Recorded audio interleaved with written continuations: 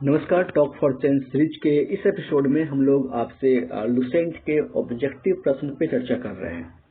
देखिए, इससे आपको दो फायदे होंगे। सबसे पहली बात है, आप चाहे किसी भी वनडे एग्जाम या फिर पीसीएस के पे एग्जाम की तैयारी कर रहे हैं तो इसमें आपको प्रीवियस ईयर के उन सभी प्रश्नों को समझने का मौका मिलेगा जो पहले पूछे गए हैं और उसके पूछने की संभावना है। हो सकता है क्वेश्चन रिपीट कर दें, तो पहला है कि आपको उसके पैटर्न को समझने का मौका मिलेगा।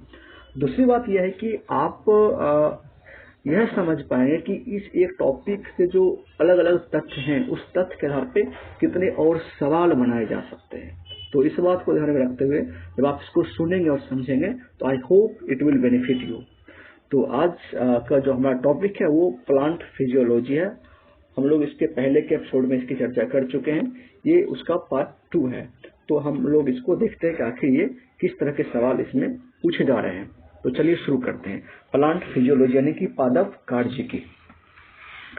देखिए, पहला क्वेश्चन यहाँ पे ये कह रहा है कि प्रकाश संश्लेषण की क्रिया पौधे के किस भाग से होती है। देखिए, आप सभी जानते हैं कि बायोलॉजी से क्वेश्चन बहुत सारा आता है किसी भी एग्जाम में। तो ये बायोलॉजी सेक्शन का बहुत ही इंपॉर्टेंट टॉपिक है, बॉटनी के तहत आता है। बट इससे लोग थोड़ा सा घबराते हैं क्योंकि इसमें थोड़े से इस तरह के वर्ड होते हैं कि लोगों को ये लगता है कि नहीं, ये हमसे नहीं हो पाएगा। ऐसा कुछ भी नहीं है। आप उसको अच्छे से पढ़ेंगे, ध्यान से समझेंगे, उसके वर्ड को थोड़ा रुक कर देखेंगे तो वो चीजें आपको याद हो जाएगी।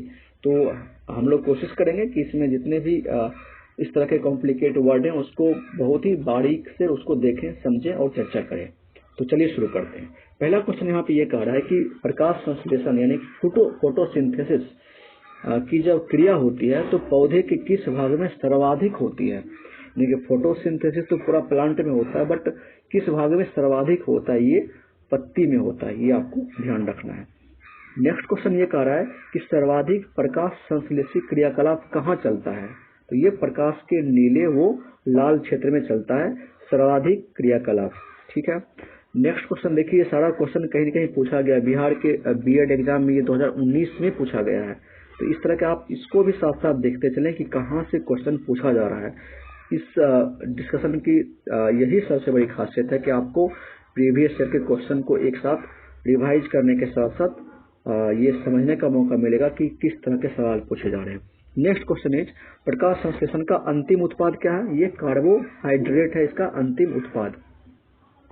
नेक्स्ट क्वेश्चन, निम्नलिखित में से कौन सा ऊर्जा रूपांतरण, ये ध्यान रखना है, ऊर्जा रूपांतरण प्रकाश संश्लेषक नामक प्रक्रिया में होता है। तो ये प्रकाश ऊर्जा से रासायनिक ऊर्जा यानी कि ऊर्जा का रूपांतरण तो बहुत सारे तरीके से होता है, बट प्रकाश ऊर्जा से रासायनिक ऊर्जा में रूपांतरण होता है फोटोसिंथेसिस के दौरान। ये आपको ध्यान रखना है। नेक्स्ट क्वेश्चन हमारा ये कह रहा है कि प्रकाश संश्लेषण में पर्णहरित की भूमिका है।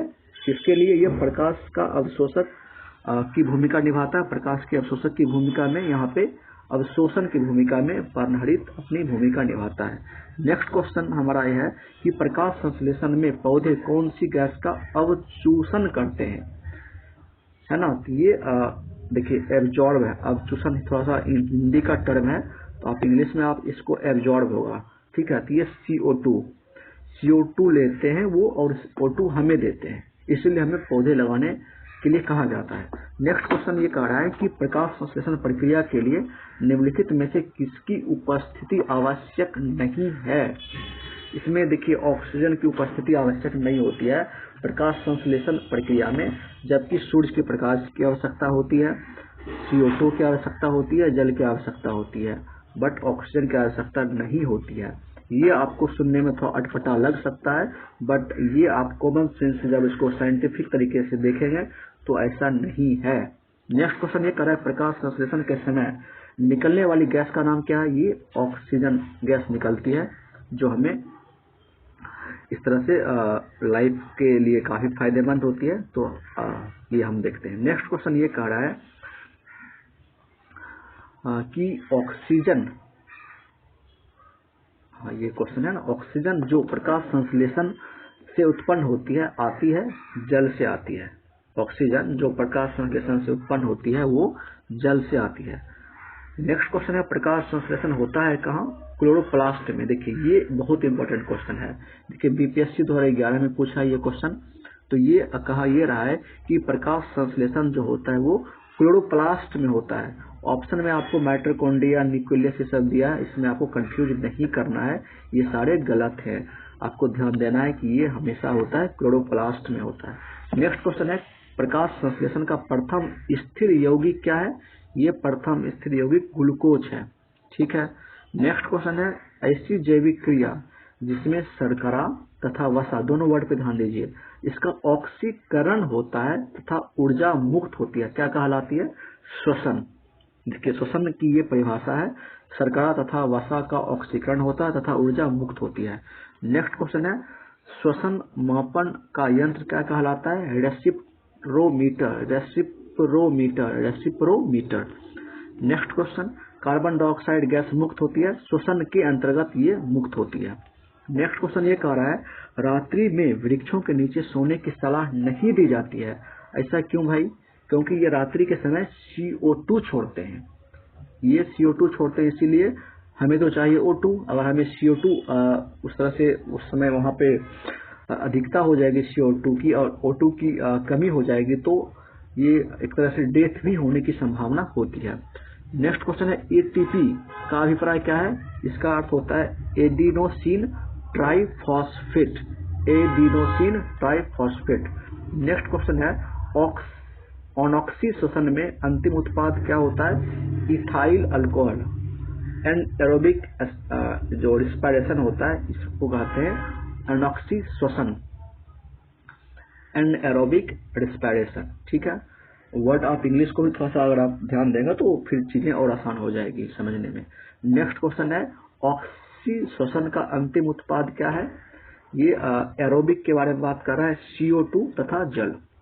नेक्स्ट क्वेश्चन है भूमि में अधिक गहराई पर बोए गए बीज प्रायः अंकुरित नहीं होते हैं, क्यों? क्योंकि इन्हें वायु नहीं मिलता है। देखिए ये सारे साइंटिफिक रीजन है और हमें यह बात जाननी चाहिए और इसीलिए देखिए हमारे देश में जो फार्मर को साइंटिफिक नॉलेज देने की बात की जा रही है, साइंटिफिक रीजन जो है उसको बताए जाने की बात की जा रही है, उसके पीछे यही सारे कारण हैं।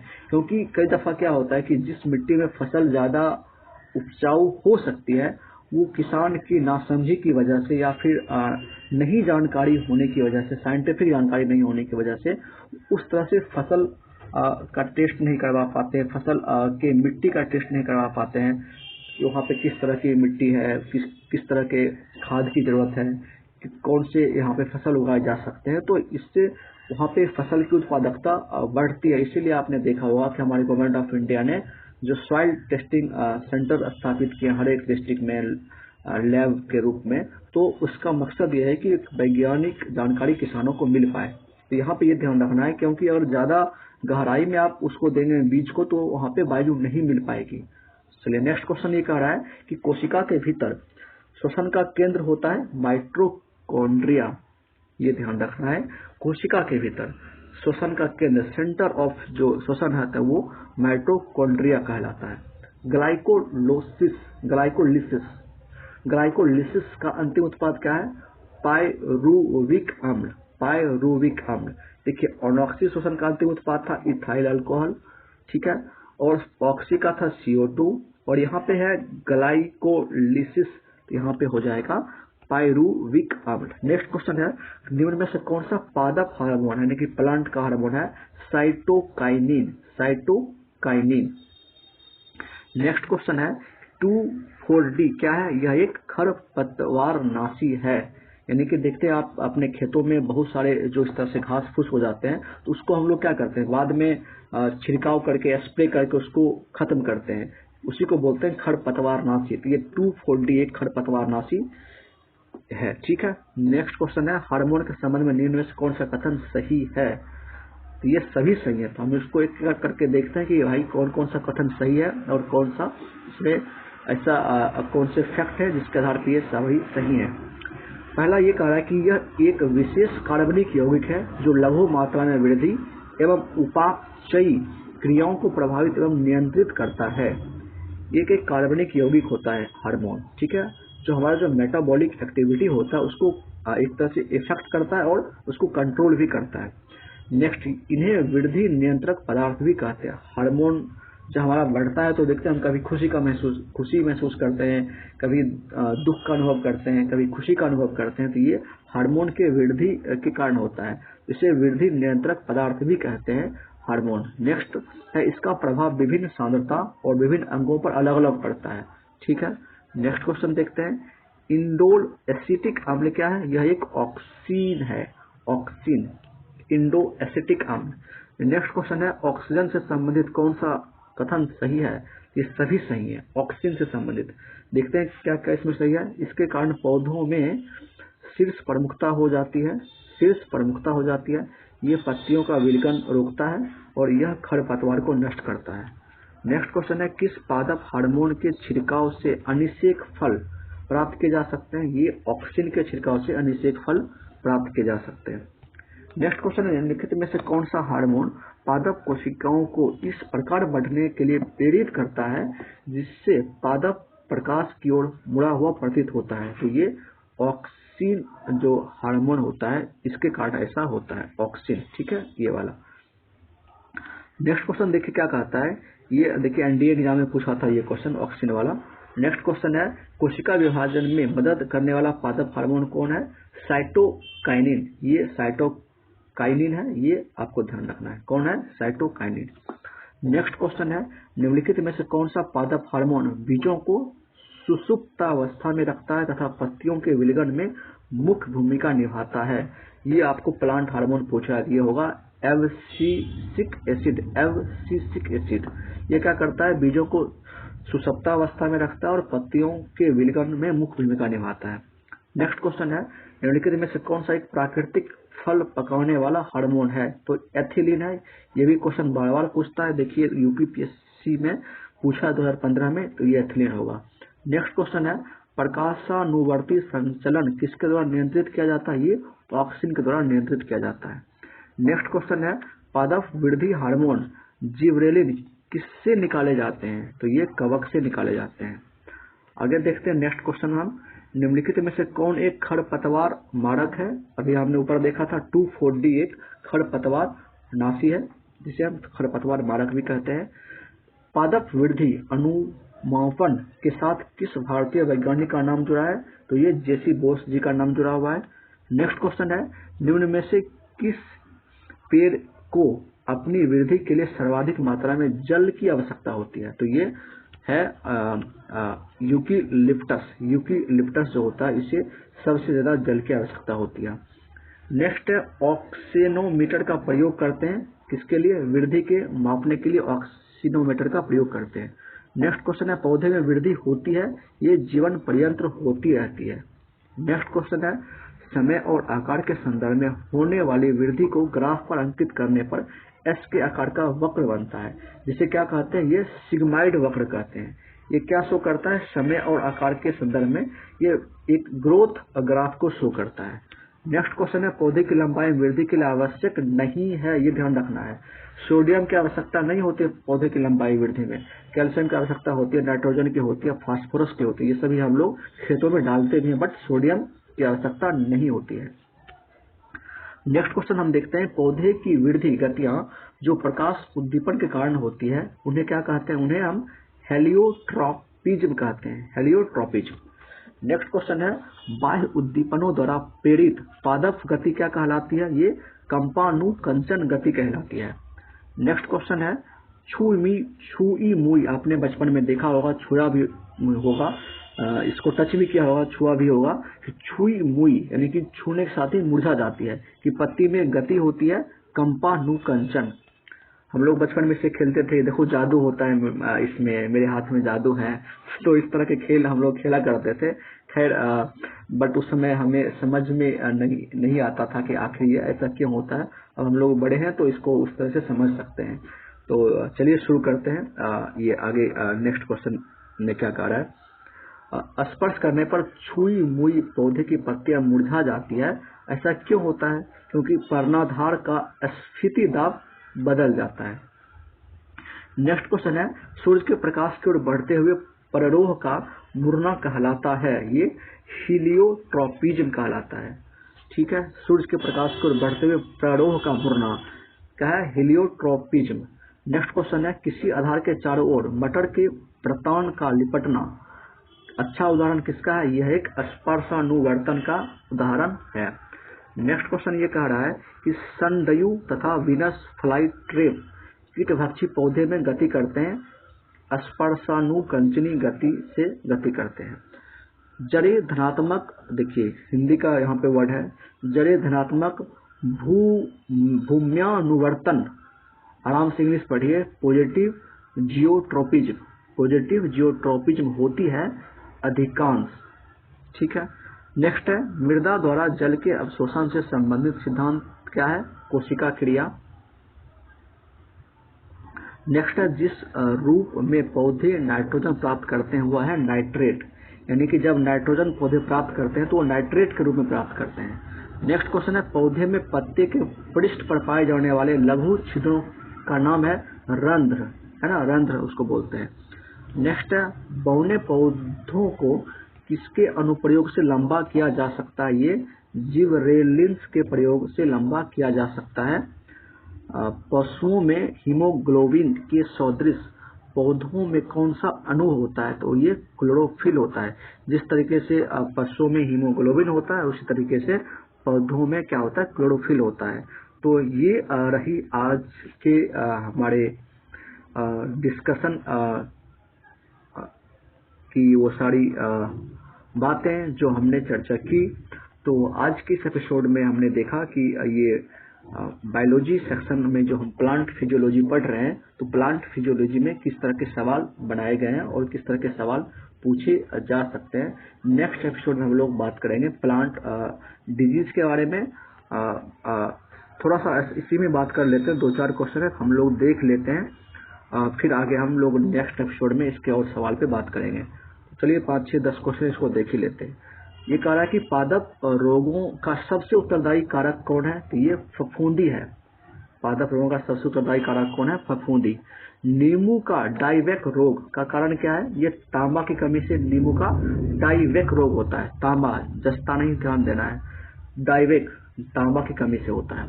नेक्स्ट है हरित बाली रोग किस फसल से संबंधित है? हरित बाली बाजरा से संबंधित है। देखते होंगे बाजरा में इस तरह से बाली होता है ना, तो ये हरित बाली रोग जो होता है वो बाजरा से संबंधित है। ये मक्का आपको नहीं टिक लगाना है, मक्के में आप फंस जाएंगे, है ना। आपको लगता नहीं है बाली में, मक्का में बाली होता है इस तरह से, तो बाली नहीं है, ये होगा हरित बाली जो रोग है बाली, वो बाजरा में है। सरसों भी नहीं है, मूंगफली भी नहीं होगा। नेक्स्ट देखते हैं टिक्का रोग किस फसल से संबंधित है? ये है टिक्का रोग मूंगफली से संबंधित है। ये भी सवाल बार बार पूछता है, टिक्का रोग मूंगफली से संबंधित है। खया रोग किससे संबंधित है? धान का प्रसिद्ध खया रोग, ये है जस्ता की कमी के कारण। देखिए नींबू का जो डाइवेक रोग है ये है तांबा की कमी से, और जो धान का जो प्रसिद्ध खया रोग है ये जस्ता की कमी से है। ये भी क्वेश्चन पूछता है खया रोग का संबंध किससे है? तो ये धान से है। किस कमी से होता है? जस्ता की कमी से होता है। नेक्स्ट क्वेश्चन है लाल रस्ट रोग किस कारण से होता है? हरे शैवाल के कारण से। लाल रस्ट किसमें होता है? चाय में होता है। लाल चाय हम बनाते हैं ना, तो ध्यान रखिएगा चाय में जो लाल रस्ट रोग है वो हरे शैवाल के कारण से होता है। चाय की हरी हरी पत्तियां होती है, याद रखने के लिए मैं बता रहा हूँ, चाय में हरी हरी पत्तियां होती है, इसलिए आप हरे शैवाल याद रखिएगा। और चाय जब हम बनाते हैं, लाल चाय जब बनाते हैं खास करके, तो वो लाल रंग का होता है, इसलिए चाय में लाल रस्ट रोग होता है। ये लॉजिक नहीं है, ठीक है, आप इसको उस तरह से ना लीजिएगा, आप उसको याद रखने के लिए मैंने सिर्फ टोटका बताया है। नेक्स्ट क्वेश्चन है नींबू का कैंकर रोग। देखिए एक नींबू का डाइवेक रोग हमने ऊपर देखा, यहाँ पे नींबू का कैंकर रोग, यह होता है जीवाणु के कारण होता है। नेक्स्ट क्वेश्चन है फसलों पर आक्रमण करने की कीट की प्रायः कौन सी अवस्था अधिक हानि पहुंचाती है? कैटरपिलर। ये जब इस तरह अटैक करता है तो ये ज्यादा हानि पहुंचाता है। नेक्स्ट क्वेश्चन है मिली बग, यानी मिली बग किस फसल से संबंधित है? ये सरसों से है। मिली बग सरसों। नेक्स्ट क्वेश्चन है पौधों का आर्द्र पतन रोग किसके कारण से होता है? ये पिथियम डायवेरिएनम के कारण होता है पौधों का आर्द्र पतन रोग। नेक्स्ट क्वेश्चन है अग्नि निर्जा रोग किससे संबंधित है? ये अग्नि निर्जा रोग सेब से संबंधित है। अग्नि निर्जा, ठीक है। देखिए सेब लाल होता है, अग्नि भी लाल होता है, तो आप याद रख सकते हैं सेब का नाम। बस मैंने याद रखने के लिए आपको ये बताया है ताकि आप किसी तरह याद रख पाए। अग्नि क्या होता है? अग्नि आप देखते हैं ना लाल किस तरह से, जो उसकी लौ होती है वो लाल होती है इस तरह से, तो सेब भी लाल होता है। तो अग्नि निर्जा वो रोग है, वो सेब से संबंधित है। गन्ने का लाल सड़ांत red rot of sugar cane किसके कारण बनती है? ये कोलेटोट्राइकम कोलेटोट्राइकम फेलकेटम इसके कारण से होता है। कोलेटोट्राइकम फेलकेटम तो ये होता है गन्ने का लाल सड़ांत जो होता है, ये उसके कारण से होता है। तो इस एपिसोड में हमने ये सारे क्वेश्चन को देखा, समझा कि किस तरह के सवाल पूछे जा रहे हैं। एक एक फैक्ट से कितने सारे सवाल बनाए गए, आपको ये ध्यान रखना है। तो आज के इस एपिसोड में इतना ही। अगर आपको ये मेरी चर्चा अच्छी लगी है तो प्लीज़ आप इस चैनल को सब्सक्राइब करें, अपना फीडबैक दें और अपने दोस्तों के साथी से साझा भी करें ताकि उन्हें भी इससे फायदा हो। चलिए मिलते हैं नेक्स्ट एपिसोड में एक नए टॉपिक के नए प्रश्न के साथ। तब तक के लिए नमस्कार, जय हिंद।